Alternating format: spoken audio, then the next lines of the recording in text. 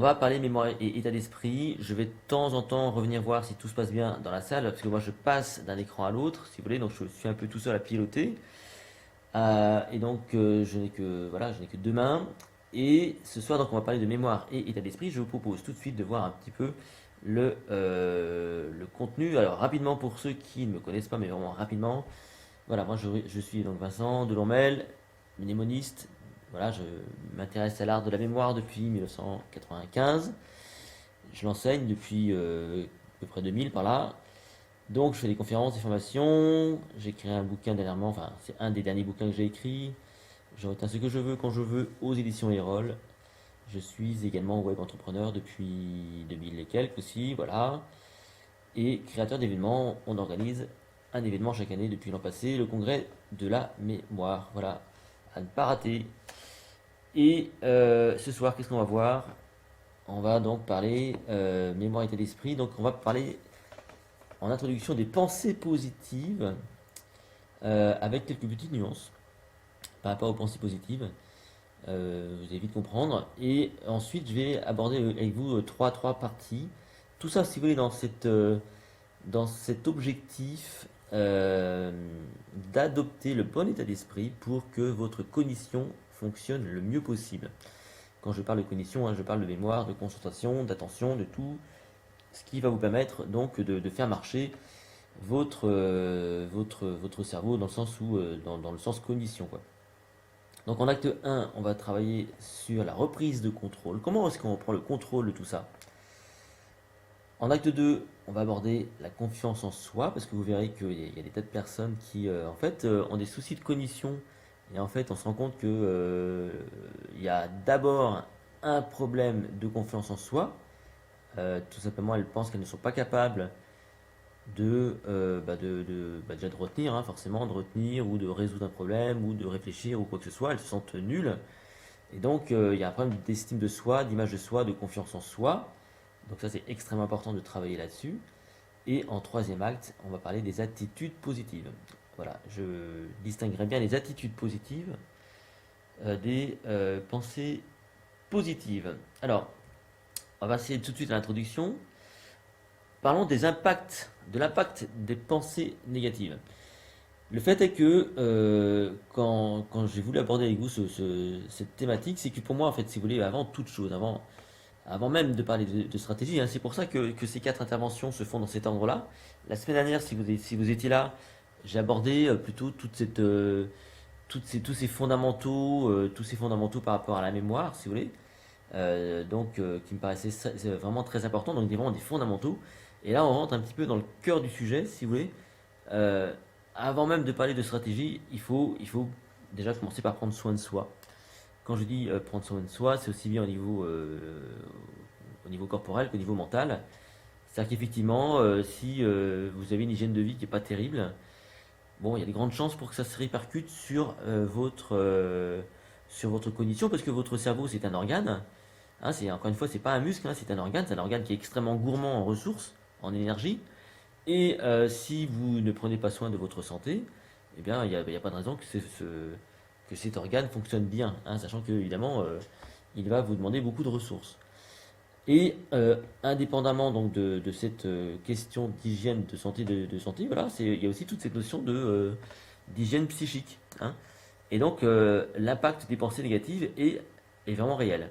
C'est-à-dire qu'on voit très bien que les gens, et si on reprend, on va dire, les mots tels que on les emploie d'habitude, comme broyer du noir, hein, je sais pas si vous imaginez, mais rien que le terme broyer du noir, c'est dur, quoi. Broyer du noir, c'est quelque chose qui est pas facile. Ça demande aussi la ressource, ça demande un certain effort, ça demande de l'énergie. Donc quand on broie du noir, on alloue de l'énergie cognitive à ça, hein. Quand on a donc voilà, des pensées négatives à ce point-là, c'est que ça nous empêche quelque part. Il y a une sorte d'inhibition qui se fait naturellement. Il y a une espèce d'interférence là, qui se fait naturellement, qui fait que nos pensées sont focalisées sur ça, sont occupées à broyer ce noir justement, plutôt qu'autre chose. Être en dépression, eh bien, si on ramène ça au temps, hein, tout simplement, à la pluie, ce genre de choses, être en dépression, c'est pas quelque chose d'agréable. On se protège de la pluie, du froid, ce genre de choses. On est évidemment beaucoup plus enclin à être actif quand il fait beau, quand le temps est clément, que sans doute lorsqu'on est sous la pluie, quoi. Lorsqu'on est sous la pluie, on a tendance à se protéger. Avoir le cœur lourd, ça veut dire ce que ça veut dire aussi. Hein, avoir le cœur lourd, c'est-à-dire que voilà, c'est trop lourd à porter, donc ça demande de l'effort, ça demande de l'énergie de porter ce cœur qui est trop lourd, donc il y a trop d'émotions négatives qui pèsent, quoi. Hein, tout simplement, en avoir plein le dos. En avoir plein le dos, tu sais, quand quelqu'un a mal au dos, quelqu'un qui a des problèmes de dos, souvent, enfin, je parle bien en dehors des pathologies classiques hein, qu'on peut avoir, mais en avoir plein le dos, c'est ça, hein, quand on a mal au dos, c'est qu'on en a plein le dos. Donc ce sont des expressions qui n'ont pas été, si vous voulez, inventées comme ça. Il y a vraiment un lien, quoi. Hein. On voit bien que les gens qui en ont plein le dos, souvent ils sont tendus, ils ont mal au dos justement. On leur fait des massages pour que ça aille mieux. Donc c'est trop lourd à porter, c'est beaucoup trop lourd à porter. Donc ça prend de la ressource. En avoir ras-le-bol, c'est pareil, ras-le-bol. Hein. Si vous imaginez un bol plein d'eau à ras-bord, ça commence à déborder. Donc ça demande également de l'énergie, ça demande de l'attention pour pas que ça déborde, quoi. Donc tout ça, c'est gourmand en ressources. C'est quelque chose qui est assez compliqué à gérer. Et donc il faut savoir justement les gérer. Alors, à votre avis, quelles sont les solutions au tout départ pour équilibrer? Parce que l'enjeu, c'est d'équilibrer finalement. Finalement, dans votre quotidien, dans votre vie, finalement, ce n'est qu'une question d'équilibre. Euh, L'idée, c'est de trouver le bon. Hein, c'est pas tomber dans l'excès non plus, dans aucun des excès. Aujourd'hui, on voit qu'il y a des excès dans tous les genres. On voit des excès aujourd'hui dans l'alimentation, on voit des excès dans plein de trucs, si vous voulez. Donc, l'idée, c'est de trouver le bon équilibre. Et donc, à votre avis, alors, vous, spontanément, hein, si on devait revenir sur une petite discussion, sur un petit échange entre vous et moi, quelle solution, comme ça, spontanément, eh bien, vous avez comme ça à proposer? Dites-moi tout. Quelle solution avez-vous? Je vais vous laisser me répondre rapidement, le temps que, évidemment, le direct avec les 20 ou 30 secondes se mette en place. Quelle solution avez-vous? Je vais vous laisser me répondre, histoire de vous impliquer un minimum.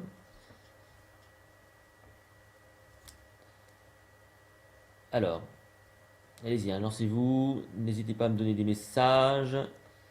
Je vais quand même vérifier que mon chat fonctionne bien. Encore une fois, la semaine dernière, c'était pas de truc, il y avait un problème. Là, je vois que personne s'exprime. Est-ce que c'est parce que vous n'avez rien à dire ou tout simplement parce que mon chat. Voilà. Voilà, donc c'est mon chat qui est encore ramé, c'est pas grave. Passer un. Ouais, relativiser, ok, ça c'est très bien. Passer un moment avec mes animaux de compagnie. Mais oui, Eleanor, elle a raison. Les animaux de compagnie, comme les chats par exemple, hein, on sait que ça déstresse, ça détend, tout ça. Ok, parfait. Je vais voir si je peux recharger cette page-là.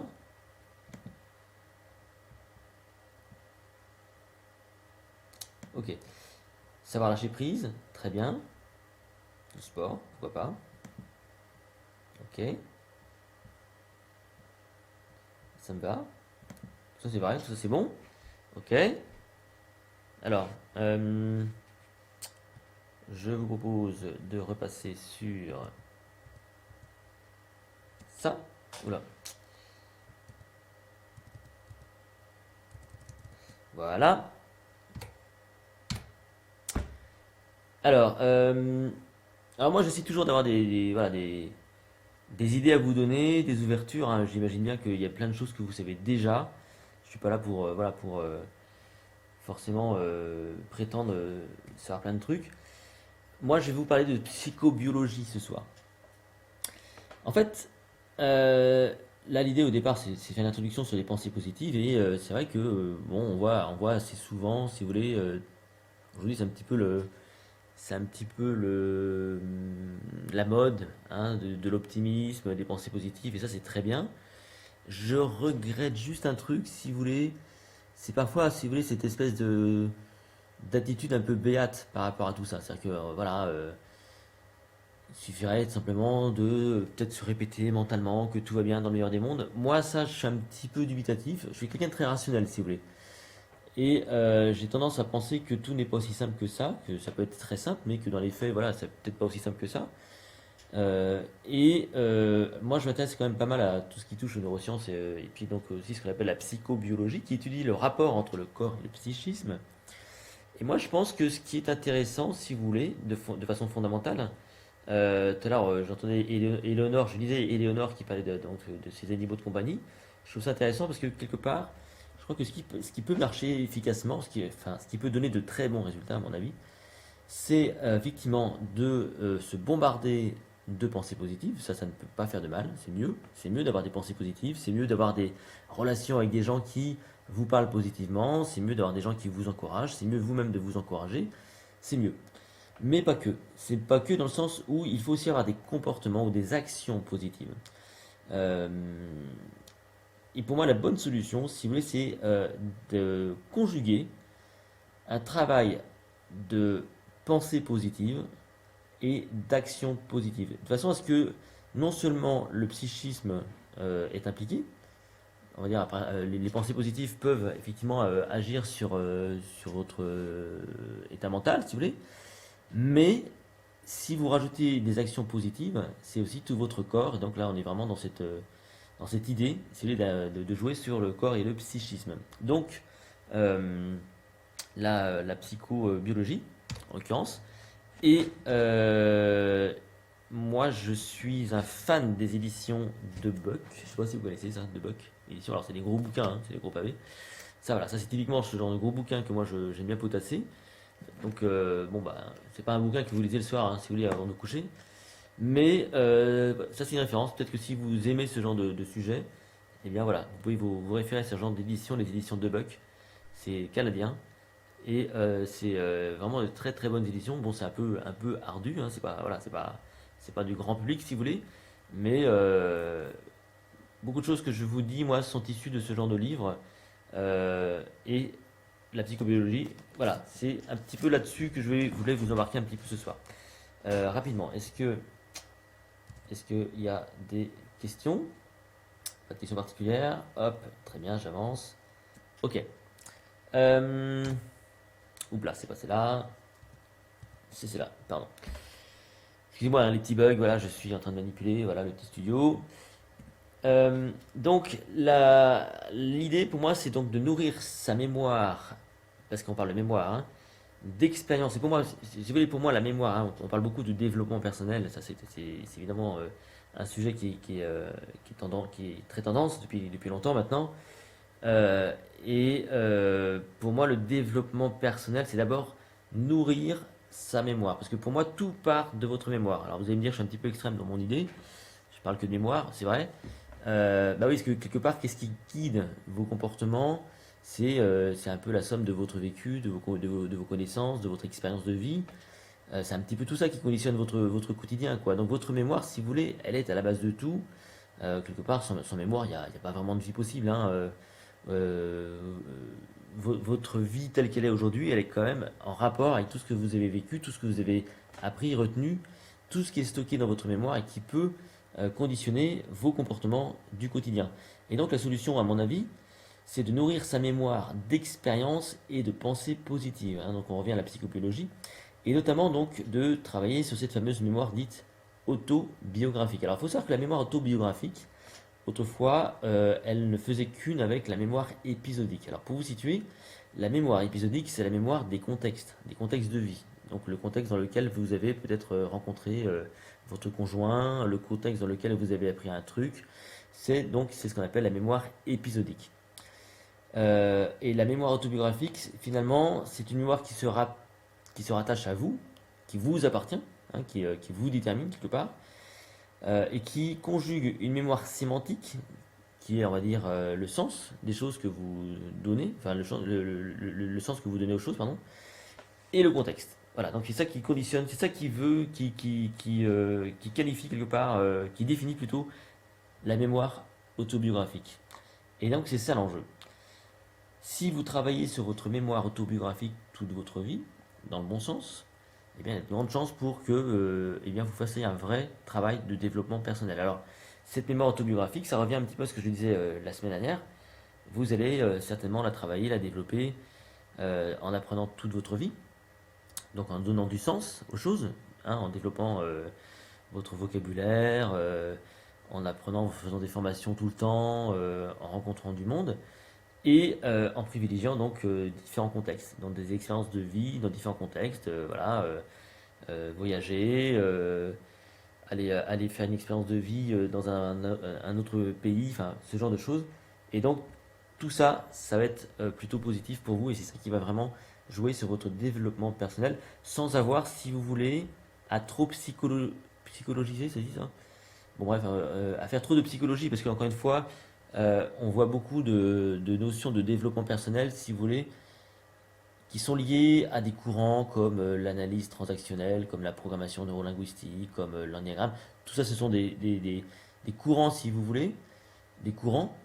Mais pour moi, le développement personnel, c'est beaucoup plus toute sa vie, de nourrir sa mémoire autobiographique. Voilà, ça c'est pour moi c'est la vraie définition du développement personnel et évidemment apprendre des notions de PNL ou autre chose, pour moi, font partie plutôt de mémoire sémantique. Voilà.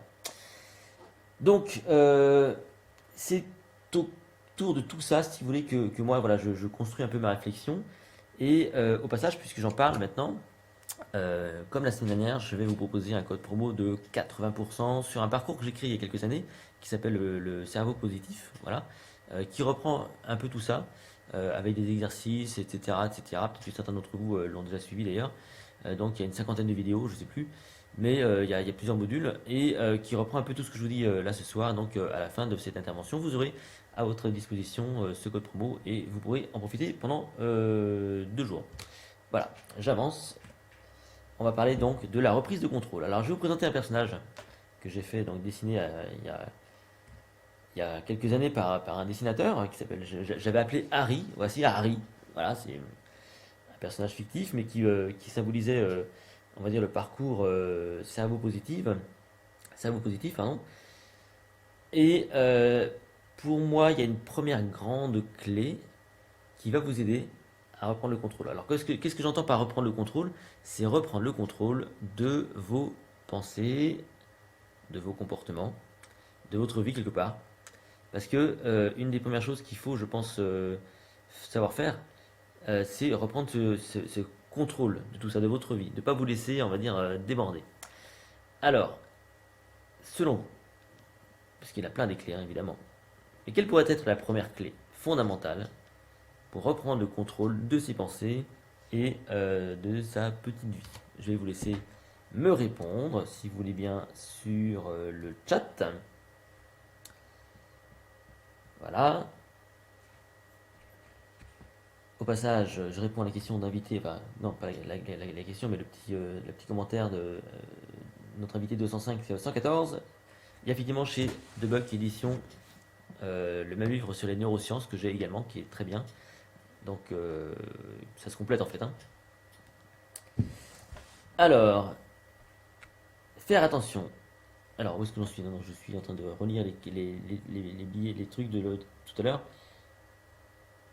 Passer à l'action, oui, d'accord. Prendre conscience de ses paroles, me dit Michael, pourquoi pas.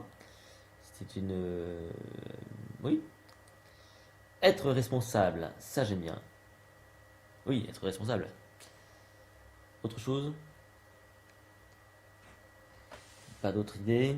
Alors, revenons sur notre ami Harry. Il y a un. Il y a une. Il y a ce qu'on appelle cette notion, c'est une notion, voilà, de locus interne, de lieu de contrôle. Je ne sais pas si vous avez déjà entendu parler de ça. On parle de lieu de contrôle interne et de lieu de contrôle externe. Alors il y a des chercheurs qui se sont intéressés, si vous voulez, à la façon dont se comportaient les gens face aux événements. Ils se sont rendus compte qu'il y avait des gens qui systématiquement euh, se rendaient responsables de ce qui leur arrivait. C'est-à-dire que lorsqu'il y avait un truc qui n'allait pas, par exemple, je sais pas moi, voilà, ils sont en voiture, et en reculant, ils se prennent un poteau. Bon bah voilà, on peut avoir cette attitude genre, on peut se dire comme ça, voilà, j'ai pas de chance, c'est pas ma journée, et qu'est-ce que fait ce poteau là, comment ça se fait qu'il est pas signalé, c'est la faute de la mairie, je vais porter plainte, voilà. Il y a donc cette façon de procéder qui serait plutôt de type lieu de contrôle externe, donc de locus externe, ou l'autre façon de procéder qui est donc de lieu de contrôle interne et se dire que voilà, c'est de ma faute, j'avais qu'à faire attention et pas reculer aussi vite et puis bien regarder dans mes rétroviseurs. J'assume complètement mes actes. Et donc, la plupart des recherches qui ont été faites autour de ça ont montré que les gens qui avaient cette façon de procéder, donc de lieu de contrôle interne, c'est-à-dire d'assumer la responsabilité de ses actes systématiquement et de ne pas prendre les autres à partie ou les événements extérieurs, d'accepter d'être vraiment à l'origine de tout ça, eh bien on retrouvait ces gens-là plutôt dans des milieux comme des sportifs de haut niveau, comme des chefs d'entreprise, comme des dirigeants, comme des gens qui avaient souvent donc des postes assez élevés. Voilà. Alors la question qu'on peut se poser aujourd'hui, est-ce que c'est parce que ils ont ce comportement-là qu'ils sont dans ce genre de catégorie de personnes, ou est-ce que c'est le contraire? Est-ce que c'est parce qu'ils sont là qu'ils sont devenus comme ça? Bon, ça reste encore à creuser, mais vous savez, pour moi, tout est une boucle, hein, quelque part. On peut très bien devenir responsable, et puis du coup, voilà, on est en lutte contre l'interne, mais on peut très bien aussi être d'abord en lutte contre l'interne et devenir responsable.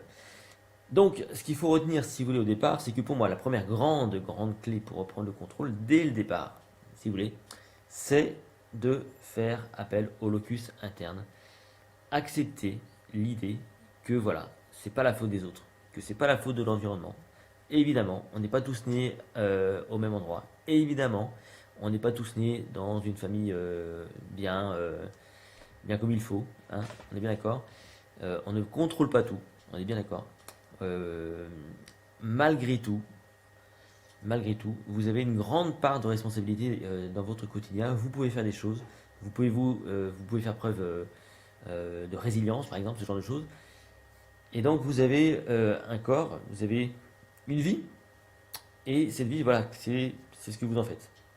Donc, moi, c'est quelque chose c'est un parti que j'ai adopté. Alors, évidemment, hein, c'est pas quelque chose qu'on adopte comme ça à 100% tous les jours. Hein. Il y a évidemment des jours avec et des jours sans. Mais il faut que la balance, il faut que vous alliez faire ce chemin-là. Donc, de lieu de contrôle interne. En faisant ça, ce qui est bien, c'est que quelque part, vous allez non pas vous mettre une pression supplémentaire, parce que c'est pas vrai, mais c'est que vous allez déjà décharger l'environnement d'une certaine pression que vous pourriez lui mettre. L'environnement, ça peut être des gens, ça peut être, euh, ça peut être autre chose, mais vous allez vous libérer de ça, et vous allez accepter ça, et vous allez en faire une habitude. Et quelque part, vous allez, enfin moi, c'est comme ça que je vois le truc, c'est que comme je sais que je suis responsable de tout ça, de plein de choses, ben voilà, j'accepte de lâcher prise, j'accepte de ne pas en faire des montagnes, et puis à la limite, je préfère en rire quoi. Hein. Je trouve beaucoup plus facile à gérer. Donc, favoriser le lieu de contrôle interne, le locus interne. Est-ce que ça c'est des choses que vous faites déjà, vous, plus ou moins au quotidien, d'être responsable, d'accepter que voilà, tout ça ne dépend pas de l'environnement, mais peut-être qu'une grande partie c'est de vous-même, même si on va dire la tentation elle est quand même grande de prendre les autres ou les événements ou les environnements comme étant à l'origine de nos problématiques, quoi. Hein. Est-ce que ça vous parle?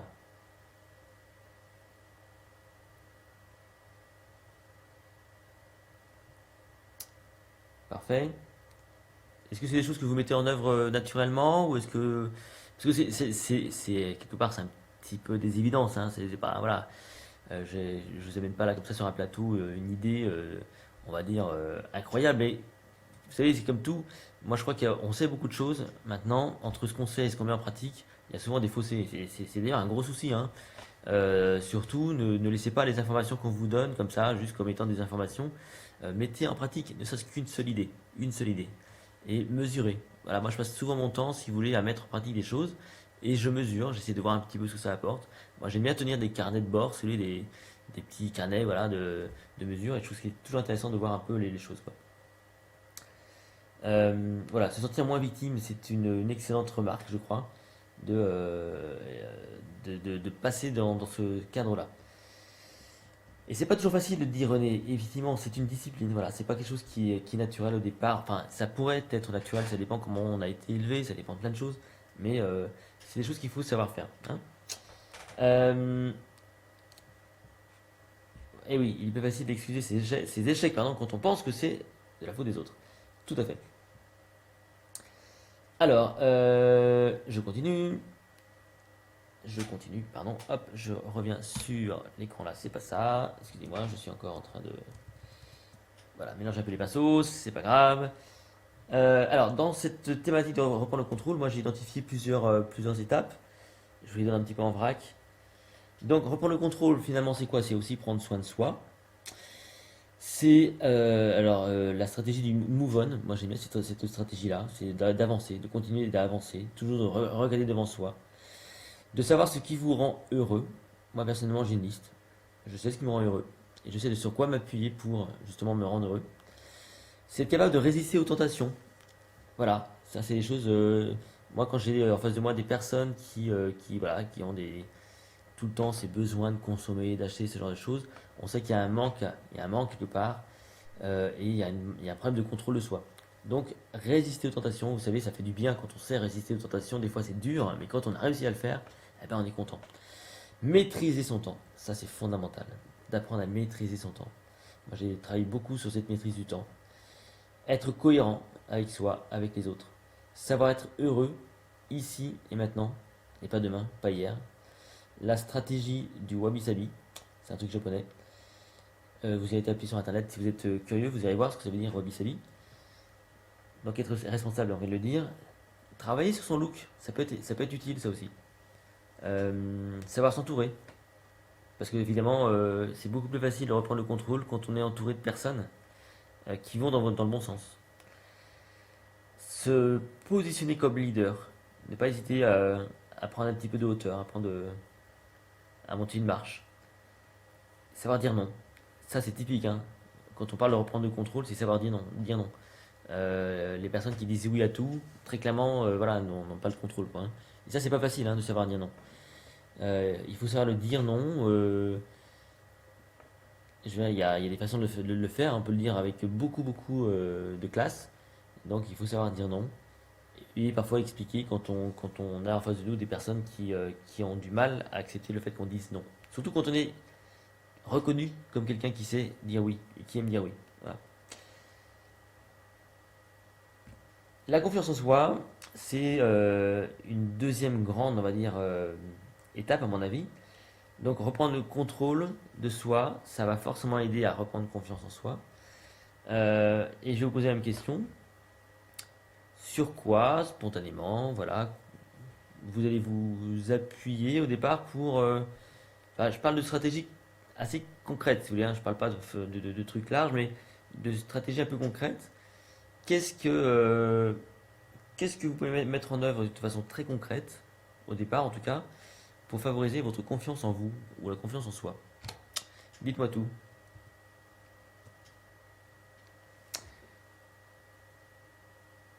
Avez-vous des petites techniques, des choses et d'autres, des idées qui vous permettent de retrouver confiance en vous?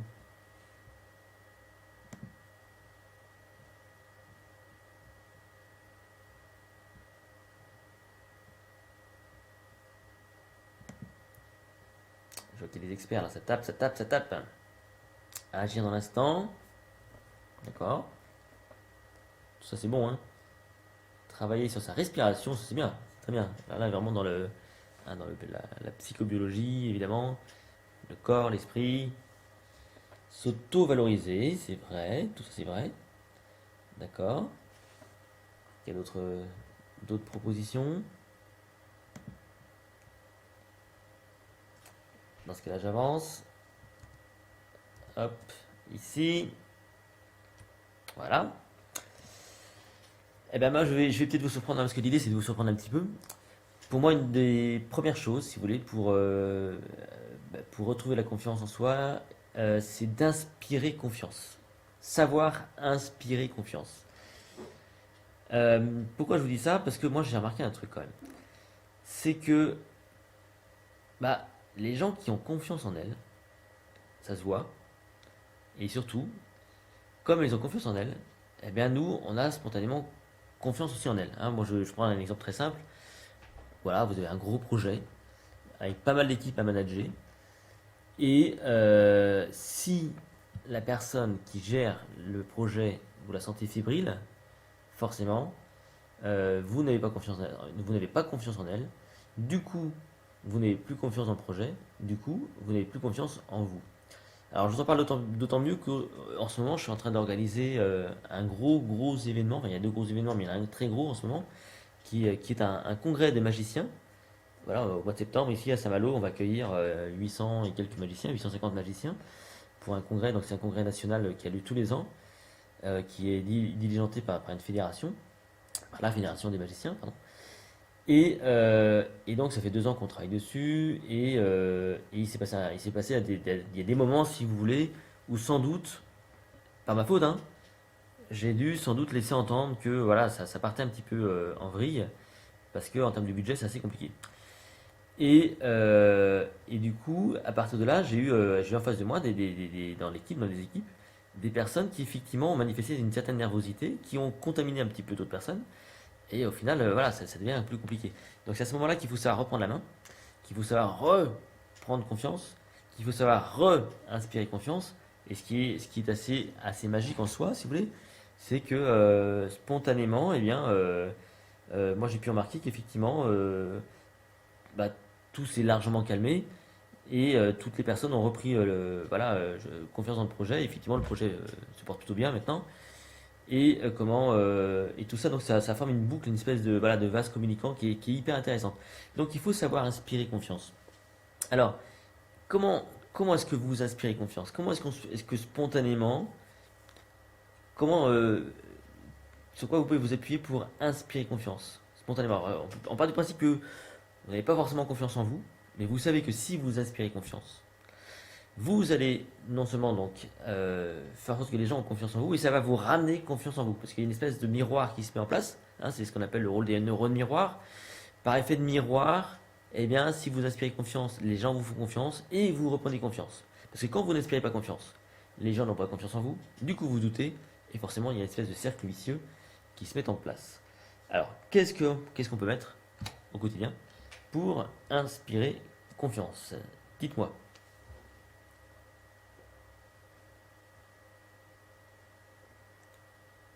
Du coup, j'ai un petit peu avancé.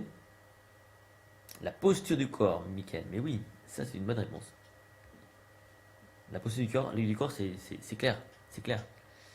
Très clairement, quand vous observez les personnes qui ont confiance en elles, observez les personnes qui ont confiance en elles, hein, qui vous inspirent confiance et donc qui ont confiance en elles. La posture du corps est primordiale. C'est rarement des gens qui sont voûtés comme ça, qui sont. Et c'est plutôt des gens qui sont droites, qui regardent devant elles, qui regardent devant elles, qui sont bien ancrés dans le sol. Alors ça, c'est typiquement des trucs de théâtre. Si vous voulez vraiment faire de l'impact sur une scène quand vous parlez en public, par exemple, le pire qui puisse arriver, c'est quand les gens ils marchent dans tous les sens là, vous savez. Ils passent d'un pied sur l'autre, tac, tac, tac, tac, tac. Ouais. Ça, très clairement, quand vous faites de la prise de parole en public, quand vous bougez dans tous les sens, quand vous gesticulez, quand vous ne savez pas où vous mettre, très clairement, on sait que vous êtes mal à l'aise. Du coup, même si votre contenu est bon, et c'est mieux s'il est bon, eh bien, vous inspirez moyennement confiance. Alors que si vous jouez sur les zones de la scène, parce qu'il y a des zones sur la scène, et que à chaque zone, vous ancrez vos pieds, vous ancrez vraiment vos pieds, et bien là, vous avez une posture qui est droite, ça dégage vraiment quelque chose de confiant, et clairement, ça donne beaucoup plus, si vous voulez, d'impact sur le public, hein. Donc il y a beaucoup plus de charisme comme ça en étant ancré au sol que en gesticulant dans tous les sens. Et c'est pareil dans la vie de tous les jours. Quand vous êtes face à des gens, ancrez-vous au sol. Vous mettez pas comme ça, ne vous protégez pas. Il y a des gens, ils parlent tout le temps comme ça, si vous voulez.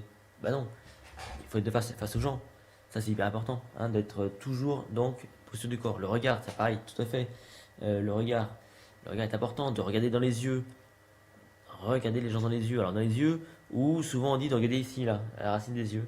C'est un truc que je fais souvent, moi. Quand je suis face à des personnes qui ont, si vous voulez, certaines autorités, qui peuvent effectivement parfois en abuser d'ailleurs, hein, et qu'il faut tenir tête à ces gens-là, et bien moi je les regarde là, tac, à la racine des yeux.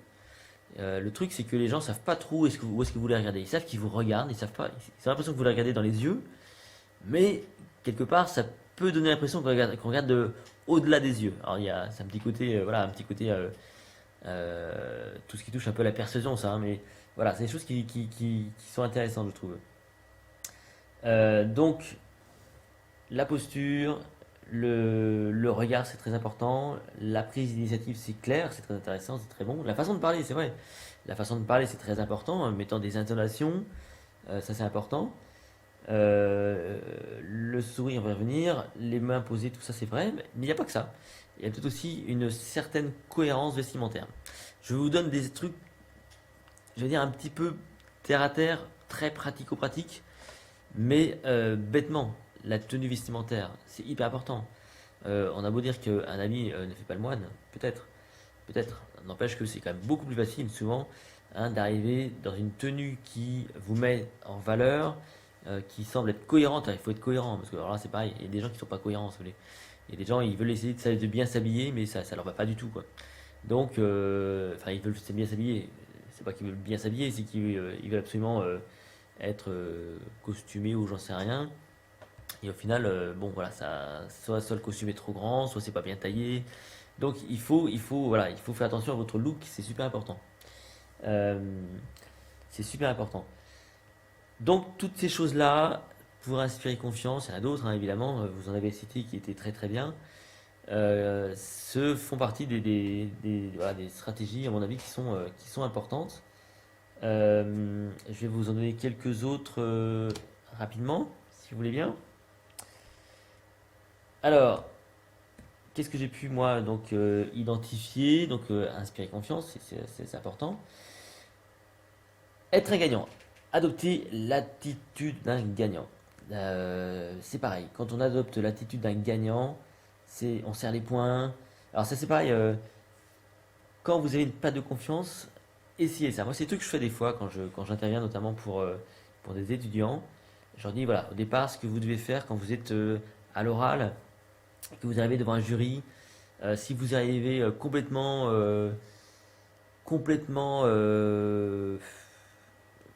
intimidé, etc. Alors évidemment les gens peuvent, il y a des jurys qui peuvent vous prendre en pitié si vous voulez, mais ça ira jusqu'à un certain stade, hein. Donc le truc, c'est que il suffit, hein, dans ce cas-là, quand vous êtes prêt à rentrer sur scène, quand vous êtes prêt à arriver dans un truc qui vous angoisse un petit peu, c'est de prendre la position corporelle du gagnant, de quelqu'un qui a gagné quelque chose.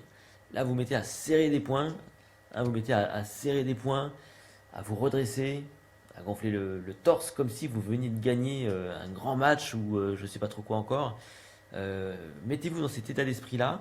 Rappelez-vous, la psychobiologie, le corps, l'esprit. Si votre corps se met dans la bonne position, il va envoyer des informations au cerveau. Et le cerveau va envoyer des informations au corps. Donc, et ça fait un petit peu ce cheminement-là. Donc, n'hésitez pas à bouger très vite quand vous êtes prêt à rentrer sur scène ou à rentrer devant un jury ou quoi que ce soit. Comme si vous étiez prêt à, je sais pas moi, à boxer, ce genre de choses. Faites des mouvements rapides, gonflez votre torse, mettez-vous droit et vous allez voir que spontanément ça va aller mieux. Hein, je vais pas vous dire que ça va résoudre tous vos problèmes, mais ça va aller mieux. Euh, donc ça c'est le côté un petit peu magique, hein, de vous positionner comme un gagnant. Être héroïque, la confiance en soi, ça passe aussi par des petites actions d'héroïsme. Alors l'héroïsme c'est quoi?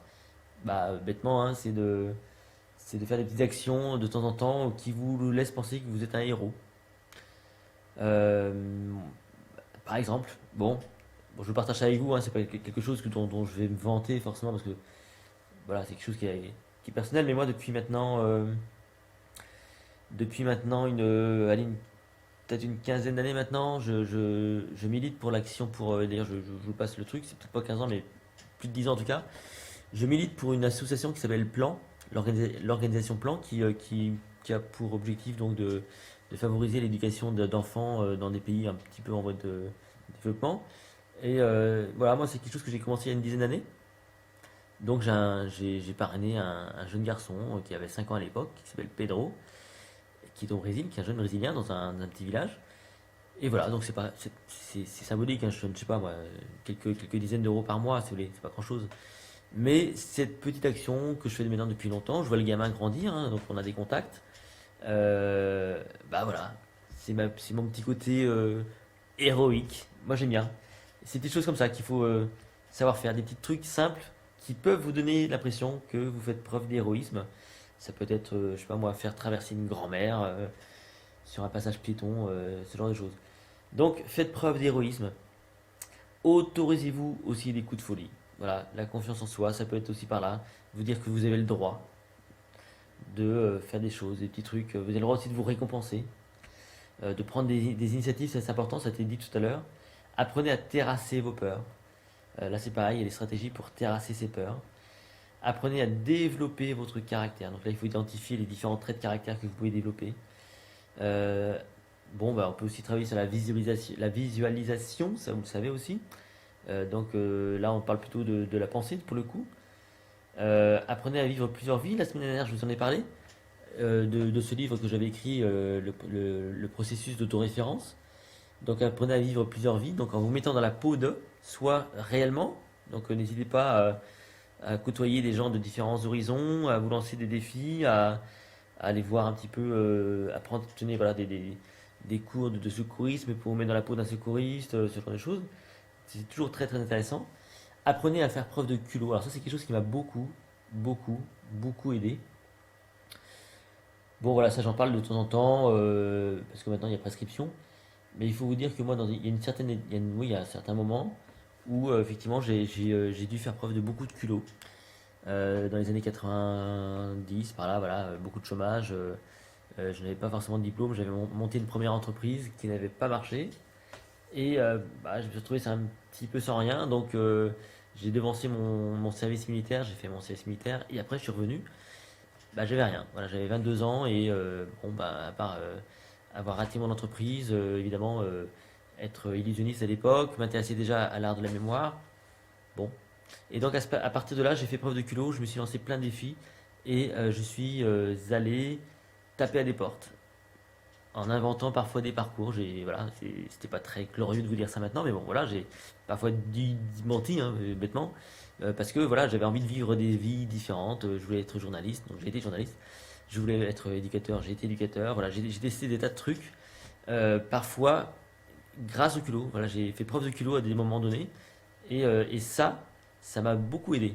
Ça m'a vraiment beaucoup aidé parce que ça m'a donné des références et au final, donc, c'est des choses qui m'ont aidé vraiment à construire une certaine confiance en soi. Parce qu'il y a une vingtaine d'années, on ne peut pas dire que j'étais quelqu'un de très confiant. C'est vraiment par toutes ces petites choses que j'ai développé une vraie confiance en moi. Euh, Brûlez vos vaisseaux également, c'est-à-dire ne pas forcément vous laisser de possibilité de revenir en arrière.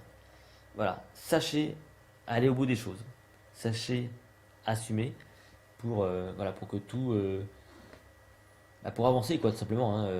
Et donc la confiance en soi, ça passe aussi par les échecs. Donc brûler ses vaisseaux, c'est aussi accepter parfois ses échecs, parce que échouer quelque part, c'est apprendre, c'est grandir. Avez-vous des questions sur cette partie-là avant de passer à la partie des attitudes positives? Dites-moi tout. N'hésitez pas à me poser vos questions maintenant, rapidement. Hop, hop, hop, hop, hop. Voilà, je retourne sur l'écran. Ici.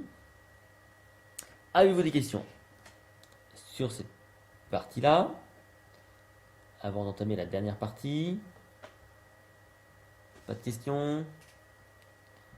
Je regarde sur l'autre navigateur. Des fois que... Toujours cette obsession du chat. Ok, pas de questions visiblement. J'avance? J'avance. Si vous avez des questions, de toute façon, j'y répondrai à la fin. Je reviendrai un petit peu en arrière sur le chat. Allons-y. Alors, hop, d'abord ça. Tac, pardon. Voilà. On va parler maintenant des attitudes positives. Alors, qu'est-ce que j'entends par les attitudes positives? Alors, il y a les pensées positives, hein, ça j'en ai parlé tout à l'heure. C'est de nourrir sa mémoire de pensées positives. Et il y a les attitudes positives, c'est justement de se comporter positivement. Alors, parmi ces attitudes positives, bon bah ça j'imagine, je pourrais vous poser la question maintenant, mais je pense que déjà là vous avez déjà des idées de ce que ça peut être, des attitudes positives. Alors, évidemment, les trois étapes dont je vous parle, elles sont perméables, hein, c'est pas des étapes comme ça qui sont les unes comme ça indépendantes des unes des autres, elles sont perméables. C'est-à-dire que quand je parle d'attitude positive, ça va évidemment empiéter sur la confiance en soi, ça va aider la confiance en soi, ça va également donc empiéter sur la reprise de contrôle. Tout ça, c'est perméable, hein, donc c'est juste que j'axe un peu plus sur cette partie-là. Euh, donc les attitudes positives. En premier lieu, moi ce que j'aime bien mettre en avant, et ça a été dit tout à l'heure dans le chat, c'est le sourire. Voilà, sourire c'est très important, vous savez. Euh, Parce que le sourire, c'est quelque chose de physique. Et naturellement, ça va agir sur votre psychisme. Donc n'hésitez pas à sourire aux gens. Et ça, c'est très magique. Ça, c'est magique, hein. Quand vous êtes quand vous êtes dans les transports en commun ou dans des groupes, ce genre de choses, vous regardez des gens, euh, souriez pour voir. C'est systématique. Les gens vous rendent le sourire. C'est toujours comme ça que ça se passe. Donc cette attitude-là, celle de savoir sourire, c'est primordial. Bah tiens, pas plus tard qu'aujourd'hui, il s'est passé un truc qui est assez marrant. J'allais vite faire quelques courses ce matin et je me suis retrouvé. Donc il y a eu un petit magasin qui est ouvert le dimanche matin, voilà. Deux caisses, mais c'était pas clair quoi. La queue était pas claire, bon voilà. Et puis bah, je me retrouve là devant la caisse finalement. Et là j'ai un gars qui arrive furax en disant bah, allez-y, piquez-moi ma place. Parce qu'en fait il avait laissé son panier par terre, que j'ai pas vu hein, forcément. Et du coup il commence à moitié à m'agresser. Et là j'ai tout simplement, je lui dis ah pardon, excusez-moi, puis je fais un grand sourire en disant vraiment je l'ai pas vu. Et vraiment en insistant sur le sourire. Et le gars s'est calmé d'un coup. Du coup, il m'a laissé passer devant lui. Il dit, ouais, c'est pas grave, vous n'avez pas grand chose de passer devant moi. Du coup, j'ai continué à passer mon truc. Je lui ai souri une fois, il m'a souri, etc. Et c'était fini, quoi. Ça a été complètement, ça a été tout à fait désamorcé, quoi. Voilà. Donc le sourire, c'est magique. Il faut savoir un truc par rapport au sourire, c'est que les gens se rappellent beaucoup plus des personnes qui sourient que des personnes qui ne sourient pas. Voilà. Donc quand vous voulez marquer des points, quand vous voulez impacter la mémoire des gens, eh bien souriez. Vous savez que les gens vont beaucoup mieux se rappeler de vous. Parce que on a tendance quelque part, sans doute, à oublier ou en tout cas à faire l'impasse sur des gens qui nous ramènent à des mauvaises émotions et on préfère se focaliser sur des gens positifs. Je pense que spontanément c'est ça. Voilà.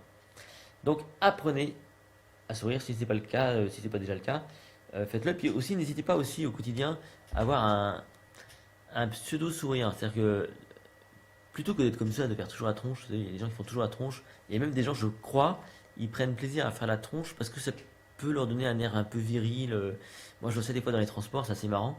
Des gens qui ont le regard un peu fermé, qui sont un peu agressifs, et des fois on se dit que c'est peut-être une façon pour eux de quelque part de s'affirmer ou donner l'impression que voilà, ils sont importants.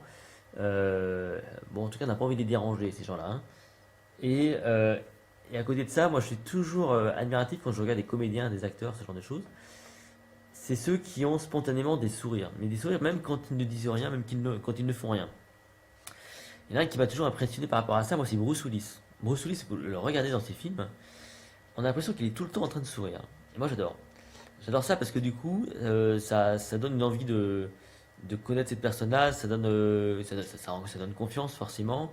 Il y a un côté fun, si vous voulez, hein, dans le sourire. Donc, n'hésitez pas à toujours aller vers le sourire dans le quotidien. Donc quelque part c'est un peu sourire à la vie quoi, hein. Et donc forcément il y a un retour qui se fait par rapport à vous quoi. Donc n'hésitez pas à sourire. Euh, Quelques autres clés par rapport aux attitudes positives. Donc je souris. Dans les attitudes il y a aussi la gratification, savoir gratifier, hein, gratifier les autres, hein, gratifier ce que vous voulez mais gratifier les autres forcément. La positive attitude, c'est aussi savoir tenir ses promesses. Quand vous dites des choses aux gens, sachez tenir vos promesses. C'est hyper important. Il n'y a rien de plus désagréable que les gens qui disent des choses et qui ne les font pas, quoi. Et techniquement, si vous voulez, quand quelqu'un vous a fait le coup une fois, puis deux fois, bah après, voilà, après ça ne marche plus, quoi. Donc, du coup, vous perdez un petit peu en crédibilité, quoi. Sachez donner aussi. Donner, ça fait partie des bonnes attitudes. N'ayez pas peur de donner. Je sais qu'il y a des fois il y a des gens qui disent, ah, tu donnes de trop. Bah non, je crois qu'on donne jamais de trop. On donne, voilà, il faut savoir donner. Moi, j'adore donner.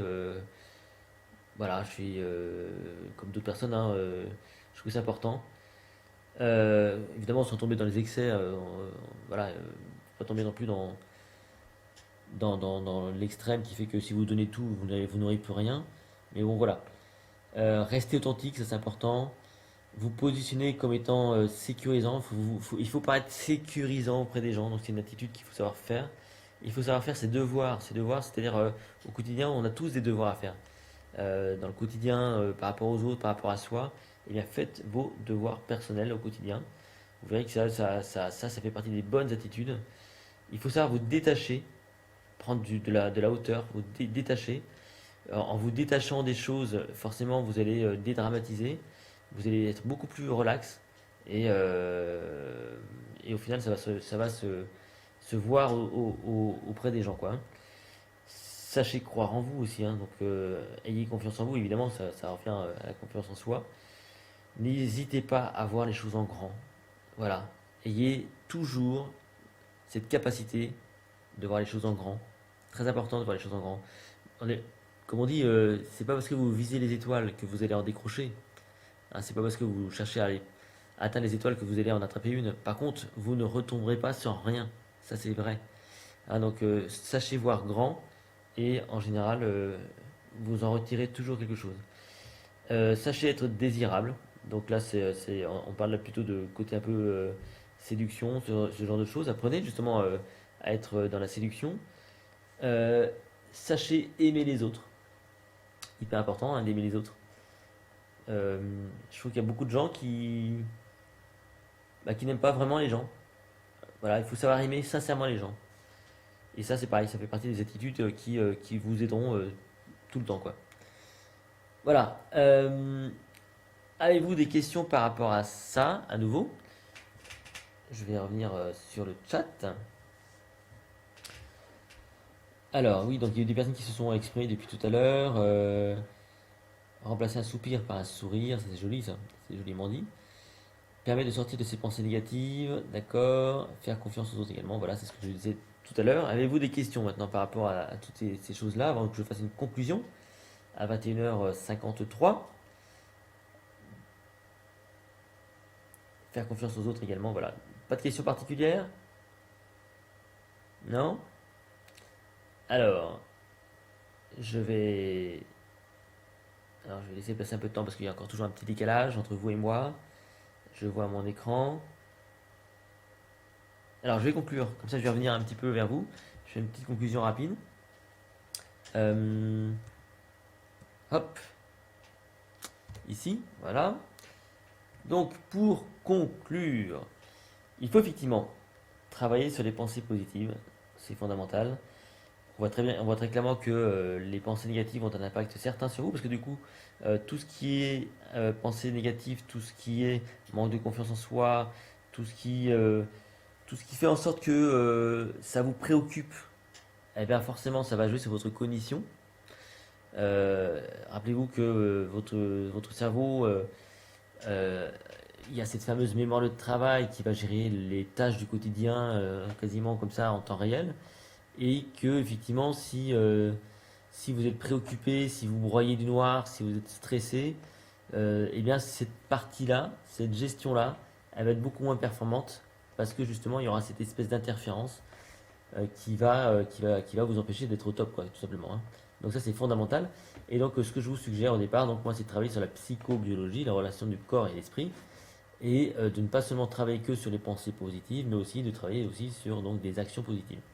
Donc les pensées plus les actions. Et concrètement, dans les faits, ce que je propose moi de faire, c'est déjà dans une première partie, c'est d'apprendre à reprendre le contrôle de soi.